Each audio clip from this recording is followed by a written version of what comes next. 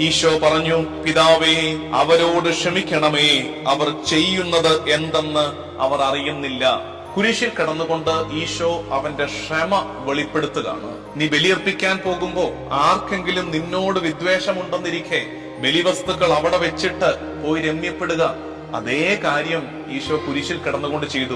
അവനവന്റെ ബലി പൂർത്തിയാക്കാൻ തുടങ്ങുമ്പോൾ അവൻ തിരിച്ചറിഞ്ഞു, തൈ നിൽക്കുന്ന കുറെ പേർക്ക് അറിഞ്ഞോ അറിയാതെയോ തന്നോടൊരു അനിഷ്ടമുണ്ട്. ഈശോ എന്താ ചെയ്യുന്നത്? രമ്യപ്പെടുകയാണ്. പിതാവേ, അതുങ്ങളോട് ക്ഷമിക്കണമേ.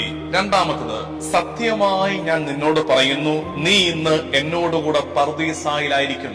ഈശോ കുരിശിൽ കിടന്നുകൊണ്ട് പറുദീസായുടെ വാതിൽ മനുഷ്യകുലത്തിനായി തുറക്കുകയാണ്. മൂന്നാമത്തത്, അമ്മയോട് പറയുന്നു, സ്ത്രീയെ, ഇതാ നിന്റെ മകൻ. അനന്തരം അവൻ ശിഷ്യനോട് പറഞ്ഞു, ഇതാ നിന്റെ അമ്മ. ഇപ്പൊ സ്ത്രീയെ, ഇതാ നിന്റെ മകൻ എന്ന് പറഞ്ഞ് ഈ ശിഷ്യഗണത്തെ, സഭയെ മറിയത്തിന് ഭരമേൽപ്പിക്കുന്നു.